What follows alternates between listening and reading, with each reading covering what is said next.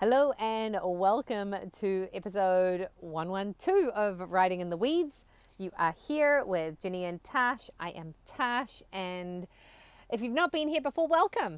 We are excited to have you. Writing in the Weeds is all things that we get stuck in life, and we're all there. We all go through this, and the idea is not to judge ourselves, beat ourselves up about it, but really just to find ways that we can move through it. And that is what we're really actually getting focused on today is how can we just let it be? Let something be what it is instead of getting all wrapped up in the meaning of it, writing stories and then ruminating on it, and we get stuck. And this is probably the essence of the weeds.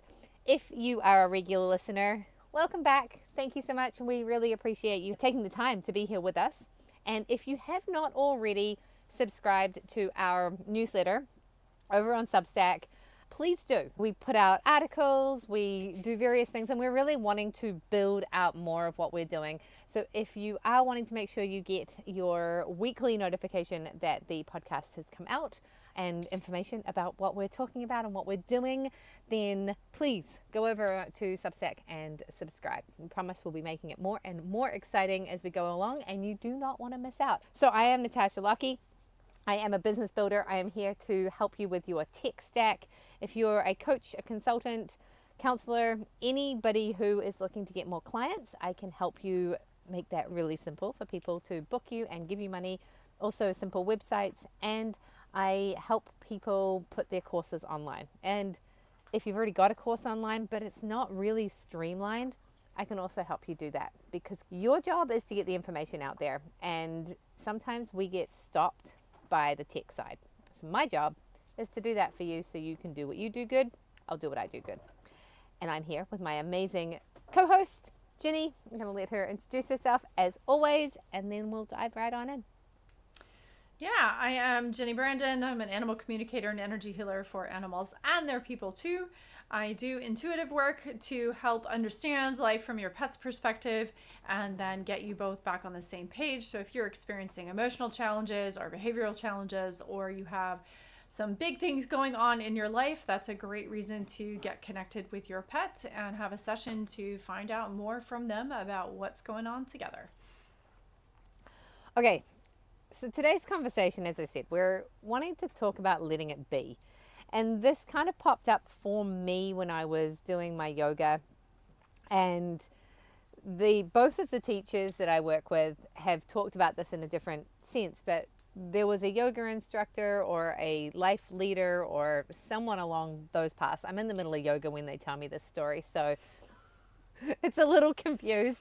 But the essence is that he's talking to his students, and these are people that have been following him. They're looking for the meaning of life. They're looking for instructions on how to do it better. And he says, you want to know how you live a peaceful life?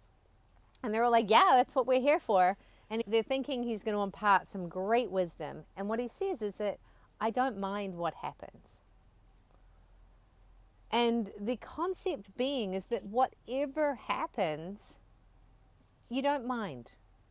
It is what it is, and you deal with it from that place. And instead of making it mean a whole lot of anything, you just allow that thing to have happened and you take your next steps. And what we do so well in our lives to make everything feel bad, to make everything complicated, to argue, make war, all of this stuff, is that when something happens, we create so much meaning around it. And that's what we then torture ourselves with. And it makes it really hard to set a boundary, because even if you're not people pleasing, still we want to be accepted as the herd. Like, we want to be part of a community. And there are those of us out there that will never be part of a community. And this is something we'll talk about as we go along as well. Ginny and I had a really interesting call with Laura Michelle yesterday around human design, and knowing your human design is actually really cool, because you start to realize that there's things that happen within your life and within your personality that you can't really change them, because they're part of who you are. And we always have the positive and the negative side of things. There's the light side and the shadow side. But the thing is, when we can allow ourselves to be who we are, when we can allow ourselves to operate within the human design that we are, whether you believe in astrology, whether you believe in human design, there's numerology, all of that stuff, but they all give us clues to our personalities. And even ADHD, right? I recently read that a thing around ADHD is that you ruminate and you will get stuck in a story. That can be short-circuited. If when something happens, you're just like, okay, that happened. Next. Yeah. And I think the thing here is not making things wrong. That's the biggest piece that I see, that so often we end up making ourselves wrong for feeling some way, or we respond to an external situation by thinking that someone else should act another way. And we get emotional about stuff. Like you said, we make it mean something about us, about our worth, about our value, about who we are as a person. And if we just let a lot of that crap go, it wouldn't matter. We would be so much less stressed, and we would stop reacting to a lot of things that don't warrant our energy. I like to say sometimes with the animals, as a matter of fact, this is what we're doing. Because there's not an emotional charge in it. There's not an emotional piece to that. It's like, okay, so what? So what this happened? What does that actually matter at that point? And does it actually mean anything about you? And most of the time, the answer is no. Most of the time, the answer is it doesn't mean anything. And yet we will come up with this super long saga about how it all fits together, and we don't have to. That is such a huge energy leak, such a huge energy drain for us when we are responding that way. Like, even with our pets, your dog is barking at something, so what? Like, does it actually matter? And are you having an emotional response about the barking? Because when we do, that's when it becomes harder to shift that barking. If it's just like, meh, it's barking, so what? Hey, could you stop? There's no emotional charge there. Yeah. And when we can approach it that way, like anything our pets do, if we don't have that emotional response to the thing they're doing, it is so much easier to shift their behavior when we're not emotionally tied up in it. And I would say 90% of the time when people come to me with a behavioral challenge, that's the piece that's missing, is there is an emotional feeling about what's going on. I just had a client with a dog who was having some health challenges, and we talked through it and made some pretty big strides. And then she was able to take the dog to a physical therapist. And the physical therapist was like, yeah, there's no reason this dog cannot get through this. And within a week, the dog had done a 180. Yeah. And it's because there was no longer an emotional response to how the dog was feeling and the struggles the dog was having. It was just gone. That was all it took. And sometimes it really is that simple. That's it. There is nothing else to it. You're making me think of mountain biking. It's the same thing, right? The difference between having fun on a bike ride and not having fun on the bike ride is your attitude. Is right? Your attitude. It is yeah. 100% your That's attitude. If you can switch your attitude around whatever it is that's going on, then you will have fun. But if you're charged in some way or another and you're making it mean anything other than you are on a bike and, oh, this is a steep hill and it's hard and therefore I'm gassing out. Yep, happens to the best of us. This hill is steep and it's scary and I don't feel like I have the ability to go down it right now. I will walk. It just is. And I think that's why mountain biking is such a good trigger for these sorts of things and such a good way to be like, wow, I am getting all worked up about something that I'm choosing to do for fun. And I'm not mountain biking right now. And I thought about it. I'm like, why haven't I been mountain biking? Well, because my days that I've had available to go mountain biking, I've chosen to do something else. I've chosen to go paddling. I've chosen to do work. I've chosen to go for a walk with the dog. I've chosen to do something other than go for a mountain bike ride. And that's like, that just is. It doesn't mean I don't love mountain biking. It might mean that I've mountain biked so much for the past 20 odd years that I've chosen Paddling to do is fun. Paddling is fun. Yeah. Getting invited to go out to a resort that people pay hundreds and hundreds of dollars to go and experience, and I get to do it for free. Why wouldn't I take advantage of that while I can? I can mountain bike later. This might not be available to me, but if I'm just going for a bike ride instead, and because I feel like I need to feel like a mountain biker, I love mountain biking, but I can do that. It's not going anywhere. It doesn't mean anything. And then the other thing, I think what you were talking about really spoke to this as well, is that when I'm in my yoga, this is a yoga practice. It's not a yoga performance. You don't have to get it right. And the you that steps on the mat every single day is a different you. And some days you'll be able to stick that crazy balance pose, and other days it's not happening. Yesterday, first day of my period, and I'm in a 45-day, 45-minute yoga challenge or program or whatever you want to call it. And I'm like, awesome. Today's class is balance. I am not. Of course it is. Of course it is. There is no way I am going to be pushing myself in this power yoga class today. That doesn't mean I skip it. Doesn't mean I don't do it. It means I went in with this curious mind. I wonder how well I'm going to do with this today. And, you know, it was hilarious because at one moment I was doing like a stick my leg out and then out to the side, and I fell over, and I fell over again, and the dog's like, Mom, I'm the balance dog. Here I am. He comes over, sits in front of me, sits up on his hind legs and puts his paws out like, you need my help? That was what I made that mean, because I chose to. I mean, really, who knows what he was up to, but in that moment, I decided that I was going to make that mean that he was coming to help me with my balance. It was adorable. But, you know, the teachers that I work with or have my app live in my phone, they're constantly reminding that very thing, right? It doesn't matter. How you do it is not important. It's the fact that you're showing up and you're doing it. Yeah. I love your yoga example, because the thing that I'm so grateful the teachers that I started with, because the beginner classes that I started with, number one, beginner in the beginning anyway, but I was volunteering, and so I had a time slot in the studio.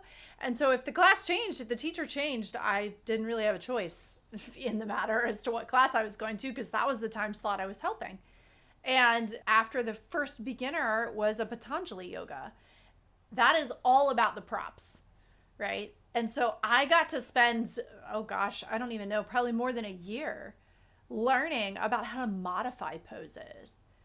And so every pose, even the balance poses, every single pose you have, there's ways to modify them for wherever you are in that day. Even balance poses have modifications to handle them. And so it really gave me this perspective of it never matters. Like, yes, there is the full expression of a pose, and there are many poses I will never get to the full expression of, and that's fine. That is totally 100% okay. And I can always reach for the modifications. We were actually doing yoga last night, and it was a pose that I don't even remember what it was called. What he called it, I didn't think was, anyway, it doesn't matter. But basically you're sitting with your legs spread, and the goal is to lean forward. And I just tipped forward and was like, well, that is where we go today. Yeah. I have 2 blocks. I couldn't even quite get my forehead on the blocks. I know. He's like, build a tower, and I'm like, I need more. I need more blocks here. Like sometimes Ian will take my blocks and like have 3 or 4 of them, and they're in like 5 different places. I threw them back at Eddie at one point because he was having a harder time than I was with another pose. But I was like, in Patanjali yoga, we even had folding chairs. And I'm like, dang, I miss a chair right now because that's about where my forehead can go. Like, that's it. And that is what it is today. And that's fine. That is allowing yourself, your pets, your partners, people around you, even the environment to be what it is. That's like trying to get mad at the weather. It's useless, right? Oh, it totally. only wastes energy that you really don't have to expend. I mean, I've been there. I've 100% been there cursing at the rain, trying to muck poop. 100%. I have been there. There are days where it is so super hard. And I also recognize on those days, like, yeah, this is also where I'm at. I am mad at the weather right now. Like, sometimes that is what it is. And just allowing yourself the experience. Just allowing the experience, whatever it is. Well, and not minding that you're minding the weather. That's the other thing, is we get mad at ourselves because we're mad at something. And it's like, oh, I'm upset because I'm upset. Yes. And it's this loop back to the awareness. If you can just notice it and stop it and be in a space. I applied for a job recently. I personally think I was perfect for the job, which I was. However, somebody else that applied for the job obviously fit whatever profile they needed better than me. Or maybe I shouldn't be getting a job right now.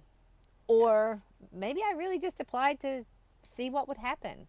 I have a friend that applies for jobs just to keep in practice of applying for jobs. And I think doing things like that actually really help us become less in a space of that minding. If there's something that triggers you on a regular basis, going out and actually getting rejected in whatever that area is, or yoga. I don't like doing yoga. Getting more into it, but I've never enjoyed the quiet space. I really don't like being in that discomfort. I really don't enjoy having to sit there and be with it. Another thing that the instructors are always, is why I love them so much, is because they're always reminding me that if I can accept what is happening with equanimity as opposed to pushing back against it, you always have two choices with anything you do. You can either be equanimous with it. I don't even know how the transcription's going to get that one, but we're gonna have to see, because I don't even know the correct variant of that word either at that point. But yes. But basically, if you can be with it and allow it just to be happening and not judge it. My husband, before we popped on, was saying to Jenny he wants to know how they do with fire log pose. Have you done fire log pose? Has other names as well, but basically, I think I remember vaguely. One leg is underneath the other one. Like, instead of being cross-legged, you've got one. I can do that very easily because my knees are hypermobile. Yes. Better one way than the other, but yes, I can do that one. And I don't check me right now, but in yoga and in my childhood, I used to be able to put my forehead on the floor like that, like no problem. But I'm hypermobile. That's my joints. Like, it's just.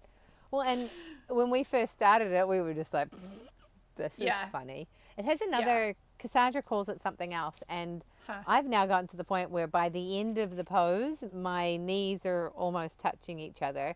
But it's a hip thing. Like, and well, see, my flip side is, don't ask me to do anything that involves stretching my hamstrings. Like, that's laughable for me. But like, again, my joints are hypermobile. My hamstrings are very tight as a compensation for my hypermobile joints. So the other thing I love about yoga is when you allow it to be what it is instead of pushing it, your body will actually relax into it. And then allows you more space into the pose. So I remember one of the things I used to always love that they would say is inhale into your length, exhale deeper into the pose. And every time I do that, especially when you hold poses for a long period of time, I can feel my body actually moving into that space. But if you are trying to get into the space, if you are pushing into that pose, you will never get to that freedom in the pose than if you just allowed yourself to be what it is. And that's the learning right there. That is the lesson. And then how do you take that and apply it in everywhere else in your life? Because it's the key. It's the key to all of it. Absolutely. And when you can unlock that, oh man, life gets so much easier. And some days I got it, I nail it. And other days I am pissed at the weather. Yeah. And you can be with being pissed at the weather, Yes. right? Like, and Yes. I think that's what's so interesting. I talked to one of my coworkers one day and we were off to go and see if we could do a yoga class. And he was like, oh yeah, that'll be right up your alley. And I looked at him, I was like, to be honest, it really, like, you might have, like, you all think I'm some yoga person. But that's just because I'm doing yoga. Like, you've met me and I do yoga every day. And he was like, yeah, my friend's mum was a big yoga teacher. And he's like, all her joints, everything was so messed up from doing yoga. And I'm like, in my mind, to me, from what I understand, it's like, that's because you're pushing things because you are wanting to be able to do certain things. I can't even do crow right now. That's okay. I love crow. I've been able to do crow before, and I'm quite sure I will be able to do crow again. But I know that my joints are not in a place where pushing into that is going to serve me. And that's the other thing about the blocks and doing pigeon and it hurting your knee, you're not doing it right. But if you're like, but I want to be able to touch my head on the ground, and your ego is involved, anything in life, as soon as our ego gets involved with what it is we're doing, we start pushing in the wrong directions. And that's when it's really hard to be with it. Like, it raining and that making mucking the barn out hard, like, that is uncomfortable. It doesn't mean that you're not with the discomfort when you're like, man, this would be so much easier if it wasn't raining right now. That's just observing the reality of life. It would be so much easier if I didn't have to ride to the top of this hill in order to ride back down. Well, if there's a chairlift available, I'm happy to pay it, right? Like, but there isn't, so therefore I'll be mad at the uphill, but I'm not going to make a story about what that means about me. Just because you don't like mucking in the rain doesn't make you weaker. It doesn't make you a different person. It doesn't make you not a farmer. Like, I'm sorry, Jenny, you don't qualify as being a farmer or a horse person because you don't love it 100% of the time, right? Like, you should be so excited when it rains because that gets to challenge you. No, like, that's not, that's crazy. That's crazy. Like, that's the point, is that it sucks if you get rejected for a job. It sucks if you're in a relationship and you get broken up with. These things, we're not saying that they don't suck, but they don't mean anything about you. And I didn't get the job because somebody else was better suited for the job. As they said in the email, that you couldn't have done anything differently. You were amazing. There was somebody else that, and to be honest, I said to my husband, I was like, honestly, if I was looking at hiring me or either one of my two people that had worked below me and done the office assistant job for me, I would probably hire Nicole or Sylvia over me because they've actually done the office assistant job. I've run the company. Yeah. And so their organization, their way of managing things, their way of doing things is probably better than mine. Yeah. And if they were wanting expansion or someone with big ideas or someone who could help move them forward in a direction, I might have been the perfect choice. But if they really just wanted somebody who was able to be really hyper focused and doing that job, well, as I say, I probably would have hired one of the other people in my organization when I had it. And here's the other thing I'll throw in there, especially when you're talking about relationships or jobs or being chosen for something, is number one, whatever their decision was, it's not your business. And you may have been the best qualified person, but there may also have been something else that caused them to choose a different person. The flip side of that coin is, the way I tend to look at it, is the universe decided that wasn't the direction you needed to go in. And so therefore someone else got the job. It doesn't mean you weren't qualified, No.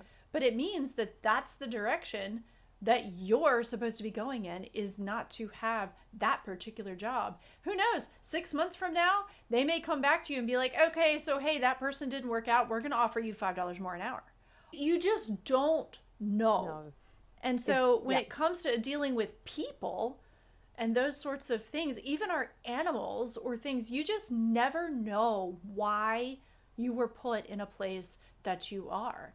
And if you can accept somehow that maybe that's for the better, then it makes it a lot easier to start looking for the good thing and to go, okay, that door's not open right now. What other doors are there?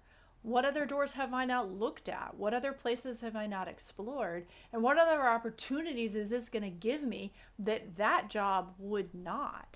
And when you can start playing around with that and not make it mean that you failed or that it means something about you as a person, it sure does make the possibilities a lot bigger at that point. And that's what I like to do. Is it's like, I wonder what this is going to give me that I'm not aware of, that might be even better than what I could have imagined. Some days you don't know. Some days you're just mucking in the rain, you know. Well, and but I think there's a couple of parts to that too. It's not to say that you're whitewashing it, not to say that you're just toxic positivitying it. yeah, It's to say that you're like, oh, okay, that happened. Doesn't mean anything about me. What are we going to do next? That's what moving forward. And I think those are the two pieces. What you're saying is okay, that wasn't what is needed in this moment. And I could just, as that being an example, I could go into so many things. Like, honestly, the minute I got off of the call, I was like, oh, well, that could make things complicated. Oh, that could make that kind of complicated. Well, that would actually, I don't know if this is the best. If I get the job, do I actually want the job? Because Yeah. I'm not sure if it would work for me. But I applied because it would give me the option of choosing. They would either choose for me or they might offer me the job, and then I would have to be like, is this actually going to be something Sorry. I want to accept, right? Yeah. And that was, my girlfriend was like, you get offered the job, doesn't mean you have to take it. And she would Sure. apply for all of these different jobs, right? Just to see. And maybe they would offer her something that was unbeatable. And this is the conversation you've been having with your partner as well, right? Apply for something different. Sure, you're applying for a job that could mean we have to uproot our entire world. And we've had this conversation previously in other podcasts. But we don't have to uproot our entire world to send a resume in. Yeah. And maybe you'll get offered the job and realize that you're actually able to do that job and someone wanted to give it to you. And then you'll find out that there's someone 2 minutes down the road that actually needs the same person. And now you have the confidence to go and apply for that job because you know that you would get hired. When we stop ourselves because of the meaning, or something happens and we make it mean something and we derail our entire world, it changes the experience that we get to have. And Yeah. I can tell you this 100% because the whatever gate it is that I have, look it up while we're sitting here, basically is so what is it? It's number 8. The 8 gate in the throat chakra, if you know anything about human design. Basically, it makes you kind of an outsider. There's a whole lot more to it. But when we were talking about it yesterday, all 3 of them that were mine, that Laura Michelle dug into, I was just sitting there going, yep, that's why I do that. Okay, got it. Yeah. And when we got to the loneliness piece, like, I know that about myself. I've had that told to me in other places. I also had a human design guy be like, you can't be an employee. You're just not good at it. Like, so keep doing whatever you're doing to not be an employee, because at the end of the day, that's not where your personality traits lend to being easy for you, or the people who are employing you. Not that you're not a great worker, not that you wouldn't work hard, all of those things, but it's not the best place for you.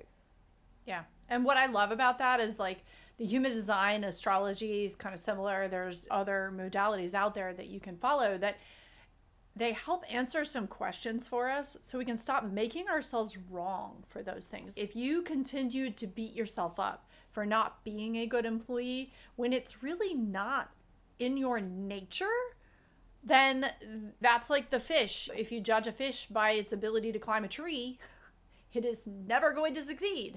And that does the fish a disservice at that point. Well, you do yourself a disservice when you're judging yourself based on a standard that isn't who you are. And that is the kind of the it is what it is piece. Like, if that's not who you are, don't try to shove yourself in that box. Don't try to be a fish climbing a tree, because it doesn't work. And so when we can just allow ourselves to organically be who we are and stop making ourselves wrong for not fitting into somebody else's box, then it frees us up to actually be able to be who we are. And then we can thrive at that point. When you're not trying to meet somebody else's standards that you're not cut out for, you get the opportunity to thrive based on your standards. And I think that is the value of exploring those types of modalities and just exploring ourselves. Many of the things that I learned about myself in human design, I kind of already knew. Yeah. So I already was on the track of like, yeah, I don't really fit in a 9 to 5 either. It's just not who I am. Yeah. And I thrive better when I've got the ability to manage things more for myself so I can manage my own nervous system. And that's just the way it works for me. And so from that point forward, I've started to begin to design my life based around that goal and design my life based around that need for myself. And so I can support myself in a way that helps me thrive, which means I actually get more work done. It means I'm actually far more successful and I can handle more because I'm working with my nature instead of against it. That's like, okay, it's raining. Wear a darn raincoat. Put on your rubber boots. Get the right tools around you that will make the experience easier, because the experience isn't going to change. So change your attitude in order to get to that point where it can be what it is, because there's so much more freedom in that. And that's the good side of it. But until you stop resisting it and trying to make it something else or making it mean something else, it's uncomfortable and it's painful and it's not fun. And that's how we stay stuck in the weeds. Like that's what it is. Yeah. Use a block if you need one. Get off and walk your bike. Just do what needs to be done in order for you to experience what you're experiencing. I think you're absolutely right. And the last thing that comes to mind is something that Laura Michelle wrote. If you're a dragon and you're trying to act like you're a pussycat, everybody around you is going to be very confused. And again, then you're going to make it mean that you're not accepted and you need to try and be more of the pussycat, that everyone will accept you if you're the pussycat. But it just doesn't work, because unless you're just living into your true nature and stepping into the discomforts and just allowing the things that happen to happen, not making it mean something that you need to be different necessarily, might actually just mean that you need to think differently about what is happening. Yeah. It just is. Yep. Okay, so that's us for today. We're going to wrap this up. Thank you so much for being here with us. We really do appreciate you. If you like this episode, please hit the like button, depending on what platform you're on. Subscribe. If you're on YouTube, write us a comment, just because it'd be kind of fun. If you're on Substack, we'd also love to see a comment. And if you're on YouTube or Spotify, leave us a review. We'd really appreciate it. So thank you so very much. Subscribe to our newsletter.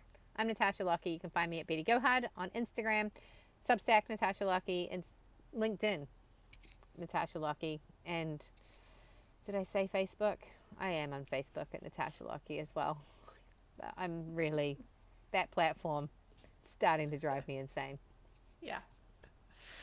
I love it. I am Jenny Brandon, and you can find me at soulpetconnections.com on the web and on Substack, Instagram, Facebook, and YouTube under the same handle as well. So thank you so much for hanging on with us through this wild ride through the weeds today, and we look forward to seeing you next time.